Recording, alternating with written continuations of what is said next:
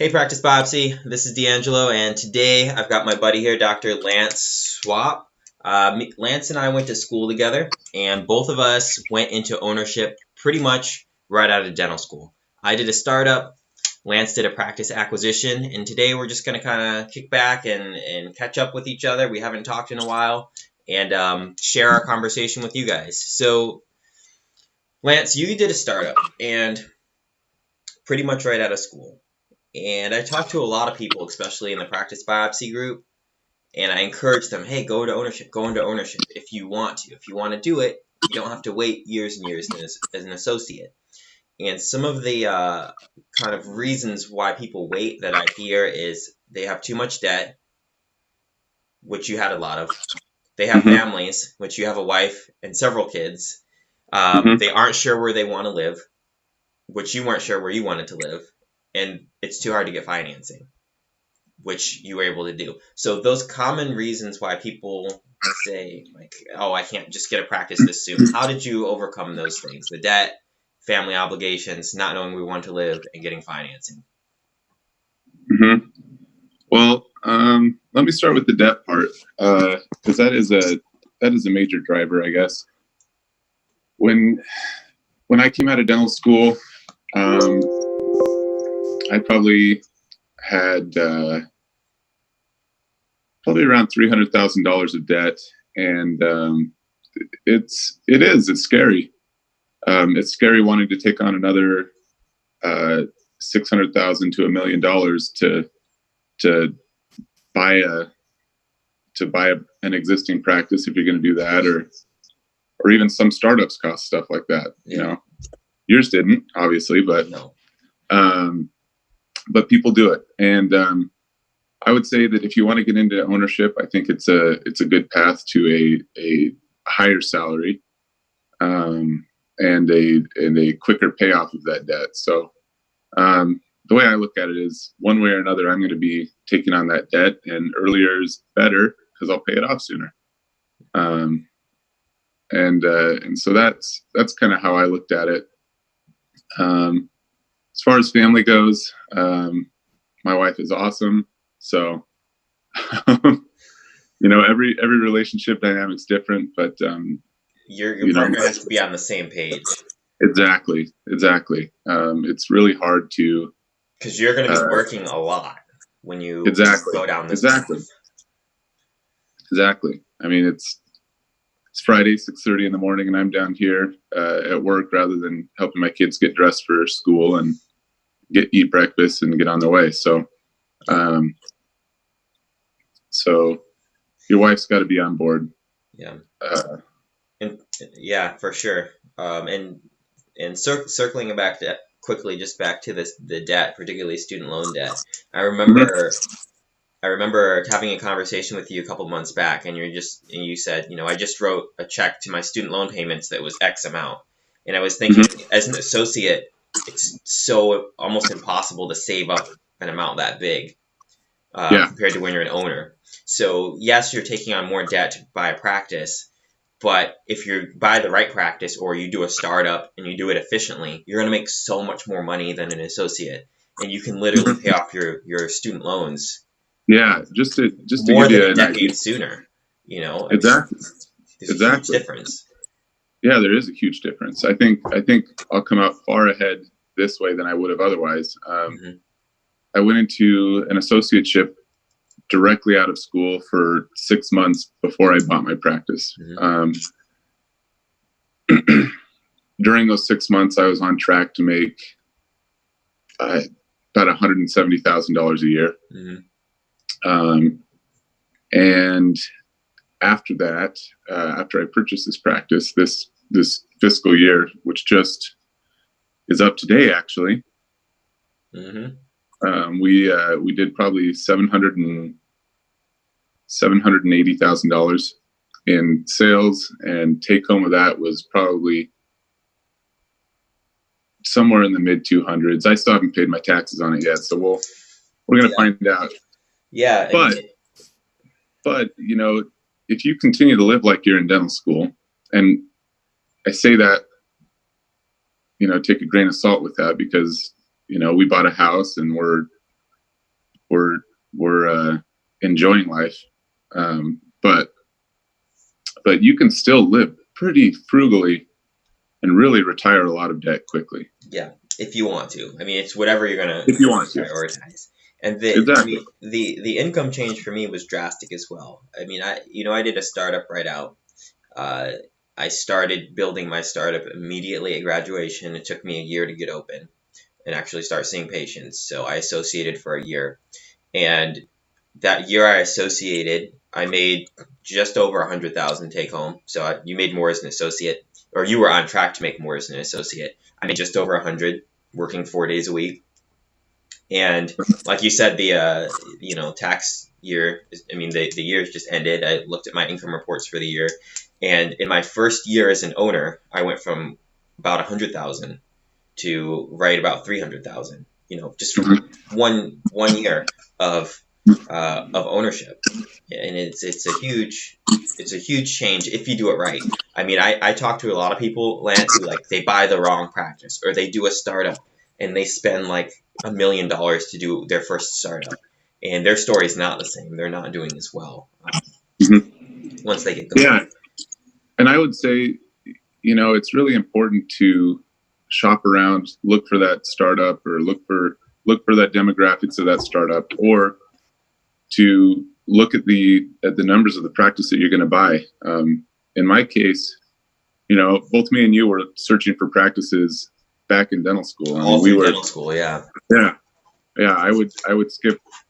I mean, I'd be there in lecture hall, but my mind wasn't there. It was on where am I going to buy my practice, and I looked all over the place. I started looking in Michigan because I loved Michigan.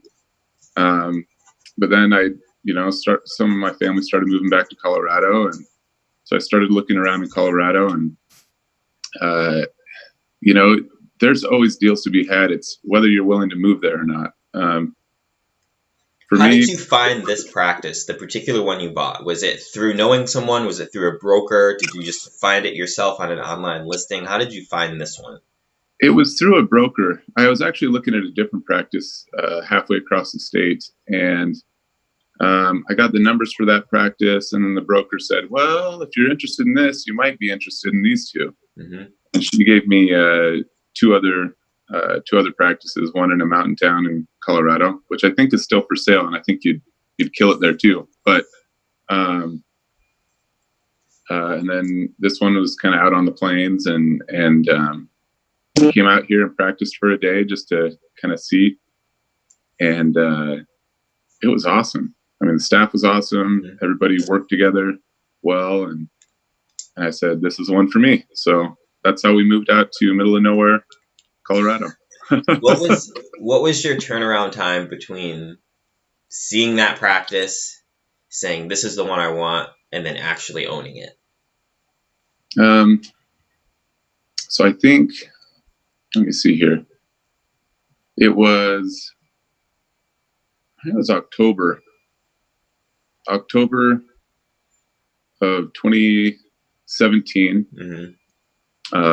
I came out to Colorado under the guise of going to continuing education for my other work, and then worked one day here, and then went back, and then probably I came out here with the intent of owning in January, but with some hiccups in the contract and things like that, it ended up being February. Mm-hmm. So about a 4-month turnaround. Yeah, and it turned out to be kind of a rough deal for me because the owner, he was sick, and so he had this huge backlog of patients. Well, I got there in January, and we worked through a good chunk of those backlog patients. We did a lot of crowns, mm-hmm. A lot, like more in that beginning week than I've done in my entire career of being a dentist up to that point. And we produced $100,000 that month, and I did not get a red cent of that. So I got my 30. Wait, why? 30%. So because my ownership didn't take effect as of day one, and my attorney had personal issues in his life, and So you transitioned in as an associate for like a couple months. For a month. For a single month. For a single month. Well, that's why you got all those crowns in.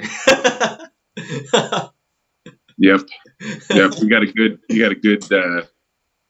good little bonus on the way out. Yeah, good little package on the way out. So, well, and he's still here, but he works for you as an associate, and he's transitioning out, right? Yep. How much longer is he there? That's in the works. We need to sit down and have a talk. His contract is up as of today, and we have not renegotiated. So we're that'll be interesting. Yeah, we talked about it, and I just said, talk with your wife, see what you want to do. He's welcome to stay back. He's been a great asset for me, and I really love the guy. So cool. Yeah. Cool. Yeah, it's great when you can find a seller that you have good rapport with. And that's the other thing. I would not be naive to that, which I was. You really don't know how much of an effect that has, especially in a small town.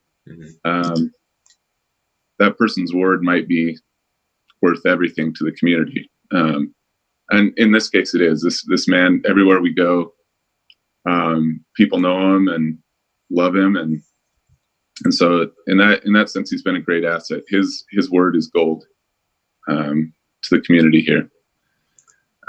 Obviously, that's not the same everywhere, but you really need to know who you're buying from, because it really affects the culture of your office. And walking into that culture,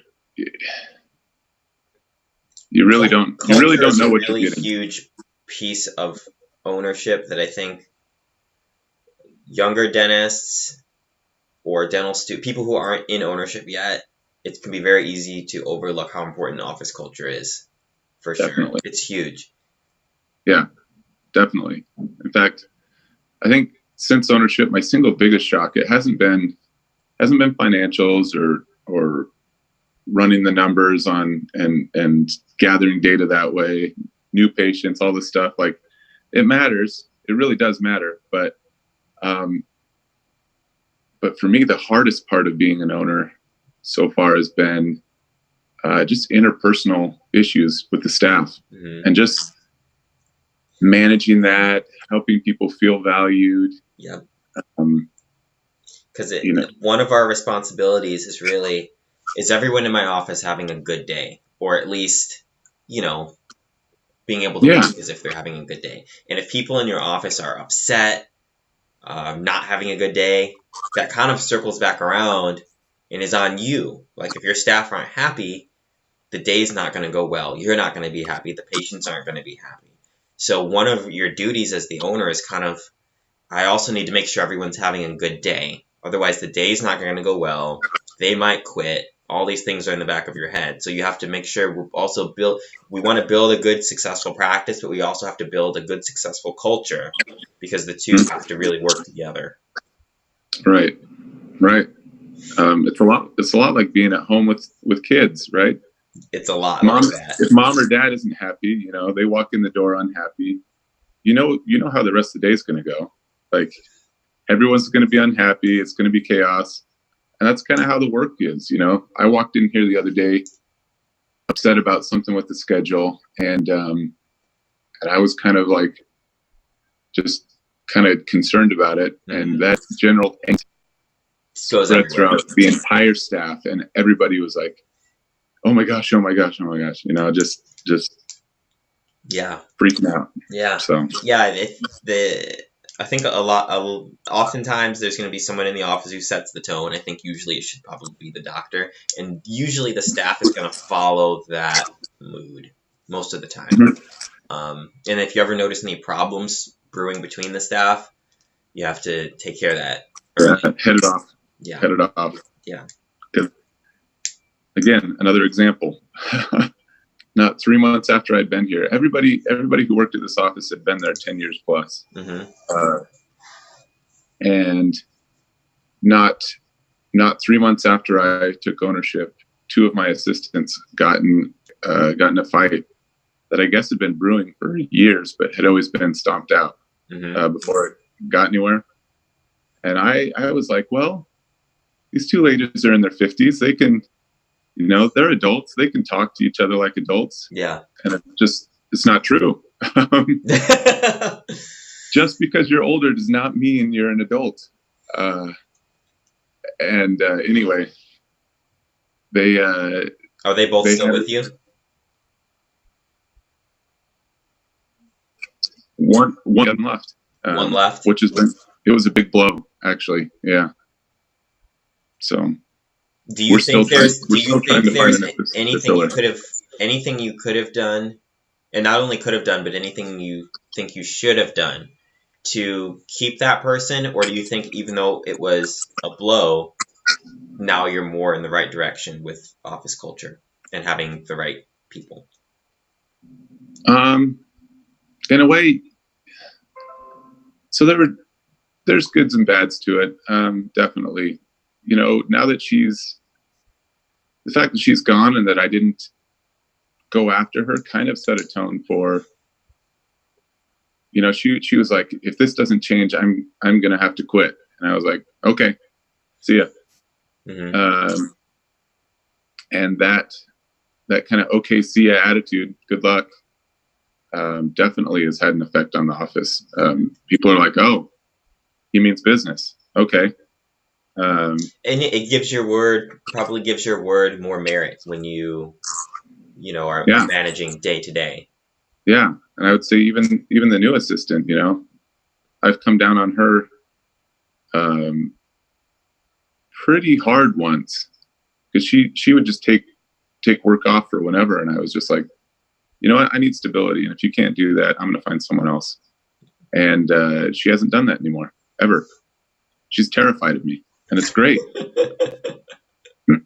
Like we're good buds when we're working, but she also knows that there's a line that you don't cross. Yeah. And that's, you've got to be able to draw that line in the sand and say, this is it.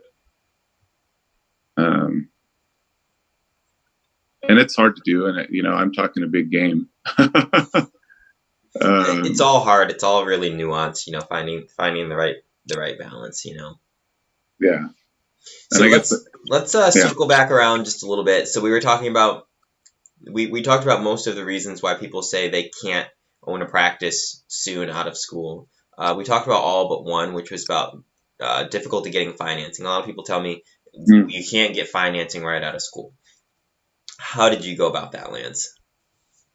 So was it even an obstacle for you?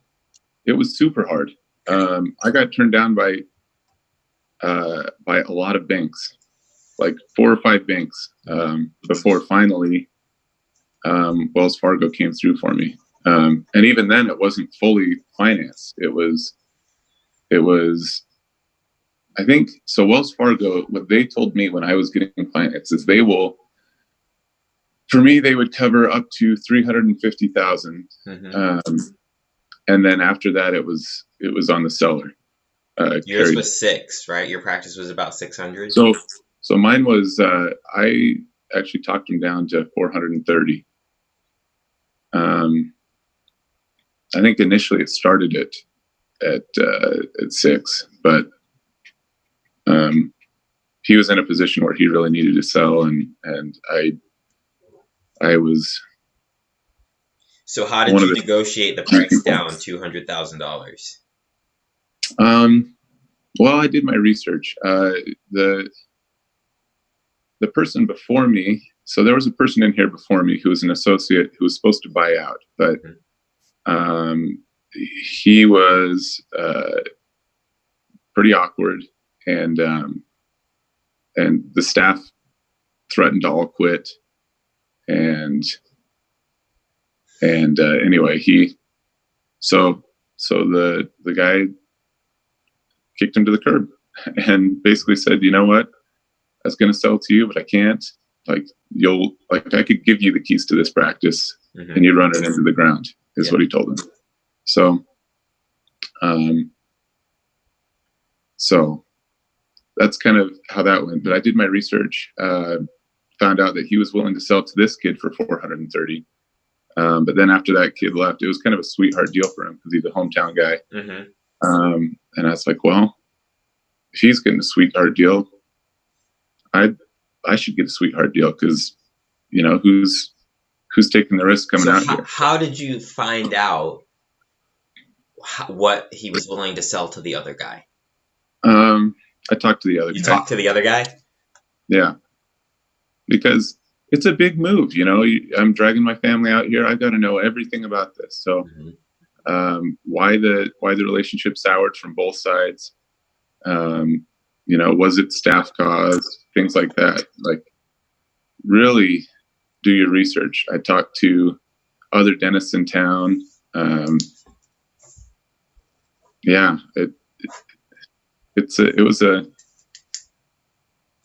was a lot of research. Yeah, I mean, for mine, I did a ton of research too. I think I went and talked to every single dentist in Belleville before I decided to go there, and some of them had a warm response. Some of them had, Exactly. I had some people tell me there's not enough room for another dentist, and I was like, well, but he's leaving, so he's leaving, yeah. And then just the competitive side says, okay, there's not enough room for another one. So if I come here, me versus you, like, definitely say that I'm going to be the one that's not going to succeed, and that's not going to be you, because I know within the first 9 months of opening my practice, 2 dentists retired on my street. Mm-hmm. And I know one of them was planning to retire, but I know another one wasn't necessarily planning to retire. And the one who wasn't necessarily planning to retire is someone who told me that there wasn't room for another dentist. Wait, is that the? We won't use names, but it's someone who had a practice in the back of the neighborhood. They're gone now. Okay. Yep. Okay. So they're gone. Okay. Good. And their patients need a dentist. So yeah, definitely. Yep. So I guess I don't know that I kind of circled the subject of financing, but basically, yeah, I went to a ton of different banks. Wells Fargo was able to finance me with partial seller financing. And you ended up going with Wells. You signed on with Wells. Yeah. So you're with them. At 4.8%. It's good. I think anything around 4 or 5 is representative of the market right now. It's a good number. Yeah. And then the other thing I'd say is after I bought the practice, the issue I had then was wanting to buy a house, and I couldn't find anybody to finance me because I hadn't been out. I remember hearing the same thing. Like I owned my home prior as well. I still own the same home that I owned prior, but I remember when I got the practice loan, they said don't expect to qualify for a home loan or any other major loan for at least 2 years. So how did you get a home with that said? Yeah, so I joined a summer golf league, and my partner happened to be a loan officer at a bank here in town. And I was like, yeah, I can't find anyone to finance me. He's like, oh, we'll get it done. I'm like, no, you don't understand. Like, I've been to a lot of banks, and everybody has told me, unless I have 2 years history. But now you know a guy, Lance. But now you know a guy. And I guess that's what I would say with banks. You got to know a guy. And it really makes a difference. Yep. So. Yep.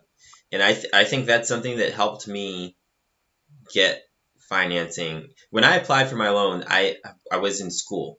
I had never worked, didn't even have a dental license, and I started applying for loans. And my lawyer, who I think you've used before too, he introduced me to different bankers, and now I knew people. And once they knew me, and I wasn't just like an application coming in asking for a dental loan, now that there was a face and a personality attached, and they knew that I was serious and they knew that I was capable, I was able to get it done. Mhm. Hmm. Yeah.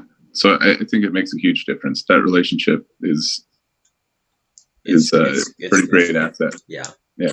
So what's the area in your practice right now, now that you're pretty settled in, that you're trying Mhm. to improve the most right now? What are you trying to improve the most? I know I'm always thinking about like, okay, I need to improve this right now, and I need to focus on improving this.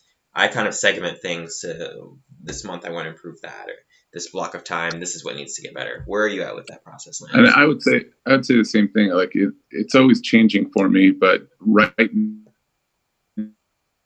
now it's just move across the state. So we're down one hygienist, and I'm starting to see the effect of that in the doctor's column. So that we used to be booked out 2 months. Mm-hmm. Um, Now we're booked out anywhere from 2 weeks to a month, and it's just because I'm not doing as much treatment planning because that other hygienist is gone. So the So volume of patients coming through the door is going down just because there isn't that hygiene chair. So you're not doing as many exams. exactly. So it used to be we had 6 full hygiene days. So the other hygienist was 2 days a week. Mm-hmm. Now we have uh, now we have 4 hygiene days, with 2 of them being assisted hygiene. Mm-hmm. But some of those assisted hygiene days are like we've had with changing people around. I found that as we call people to say, "Hey, we'd like to move your appointment up a half hour," just simply having somebody's voice on the other side of the phone gives the patients that opportunity to say, "Actually, I'll reschedule in 6 months from now," or they've all been rescheduling, Yeah. but that opportunity to talk to somebody gives them the chance to, I'll push it out a little bit more. Mm-hmm. So so you feel like calling and talking to them gives them the kind of opportunity to move their appointment as opposed to keep it, like move it Right, out and not come. right. Hmm. So that's my personal feeling. Whether that's actually true or not, that's a Yeah. hard thing to measure. I mean, a lot of Um, the times those feelings or those intuitions turn out being accurate because you're there every day and you kind of can feel trends happening. right. Would you say most of the work that you're treatment planning currently is coming from patients in the hygiene chair or is coming from new patients? Mostly for me, patients in the hygiene chair. We're not advertising heavily. Which I could do better at. But it's mostly coming from patients in the hygiene chair.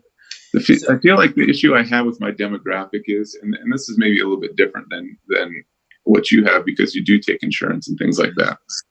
But we're a totally fee for service practice, so the clientele I'm going for are mostly like farmers and ranchers who are out here and don't have insurance because they're small business owners and most of the small business owners in the community. Um, and and so we've kind of developed this like posh little boutique practice that I feel like if I advertise generally, what I get is people coming in who, and this has been the case with previous advertisements. I get people coming in who can't afford to be here, yeah. and I don't know. I struggle with this every day. Every day I'm like, should I just start taking insurance and I boosting the mean, new it patient depends. count? There's so many things to consider when you're going to make that decision. Right. There's a million things to consider, and there's not a right or a wrong way. It's just what do you want for your practice? The thing that I found has been nice. So I came from a Medicaid practice to this, and the thing that I found that's been nice is I do literally 1/3 of the volume of what I was doing in Mm-hmm. Michigan, and I come out ahead Yeah, um, every time. yeah, Like because your fees are production wise, yeah, bigger. my fees are literally triple Yeah, in a lot of cases. Like we were doing at one point, we were doing crowns for $300 at this Medicaid practice, yeah. and crown here for me is $1,100. There you go. Um, so yeah, it makes a big difference.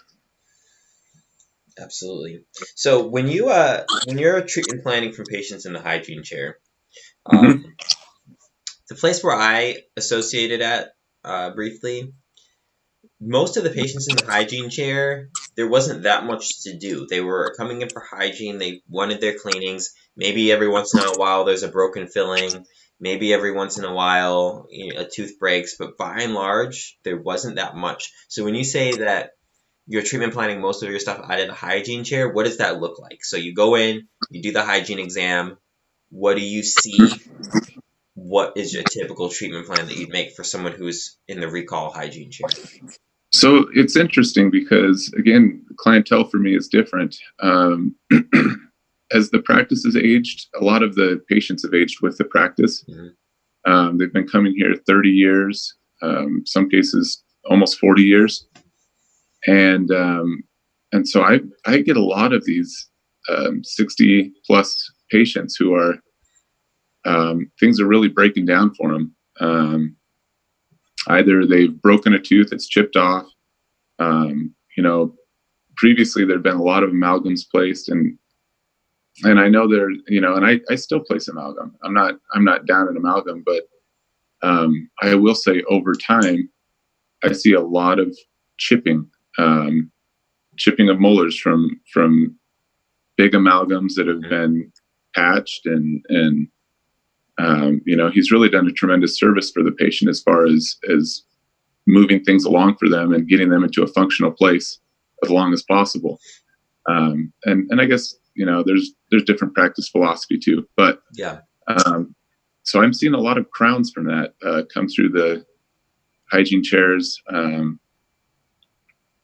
I see things caused from dry mouth due to medications. Gotcha. So that's mostly what I'm seeing. We do orthodontics here as well, which, you know, I've been taking classes for, and I've started probably 10 or 15 cases of my own now. Nice. So that's, you know, that's how we kind of capture the younger population and keep younger families. For the older population, it's basically repair and replace things that are breaking down. Right. Okay. Right. And that's most of my treatment planning is stuff like that. I do a lot of crowns, and a lot of orthodontics. So there you go. And soon to be lots of implants. Soon to be lots of implants. Nice. Are you restoring them currently? Yes. Yes. Yep. All right, cool. All right, Lance. I usually like to keep these around 30 minutes. We're at about 32. Do you have any like burning questions you want to ask me before we get off the webinar? Stuff I want to talk to you, but it's going to take way too long. You can call me anytime. Yeah, I'll call you about it. But interesting things for me would be, you know, you've had tremendous success with Facebook marketing. Mm-hmm. And I know you've done webinars on that in the past, but just stuff like that. That's something that I could probably use. I can talk about Facebook marketing for days, so I'll try and do more. People are always asking me on that. I mean, I'm sure. Right now we're getting I always like keep moving up. I used to say we get like 40 to 60 new patients a month, and then I used to say we get 50 to 60. I mean, and now we're getting 70 to 90. We're getting 70 to 90 new patients a month right now, and it's just from incredible. Facebook. Yeah, and I would say I'm under 10 a month. Yeah, it's all Facebook. Huh. Probably 70% of our new patients are from Facebook marketing. And then I guess the other question I would have is in a rural population where I feel like the population is skewed towards the aging, mm-hmm. and those who are aging really don't use the computer. Like everybody I've met has been like, oh, these damn things, they never work. Well, you do have to take that into consideration. The average age of a person on Facebook is, I think I read a report, the average age of someone on Facebook is like 44 years old, which is like the age of a parent with kids, which is perfect. Mm-hmm. And then I feel like if I capture that parent with kids, they'll say, you know, Mom, Dad, you should come here too. And then you get the whole family. I feel like if you catch the 45-year-old mom, then you get the whole family on the upline and the downline. Well, so, Howard Tran has been saying that forever. I mean, that's yeah. Yeah. That works. All right. All right, All Lance. right. We can talk more about that later. I do Yep. want to wrap it up, though. It was great to catch up with you and talk to Yep. you and hear that your practice is going great. Hopefully, everyone listening to this was able to take some pearls and some nuggets of information out that are helpful for their practice, or maybe even a little motivational to them to say, hey, if you're thinking about becoming an owner and you really want to do it, just do it. Definitely. All right, Lance. Yep. Take it easy. It's nice chatting with you. Yeah, good to chat with you too. Have a nice day at work. Yep. Bye.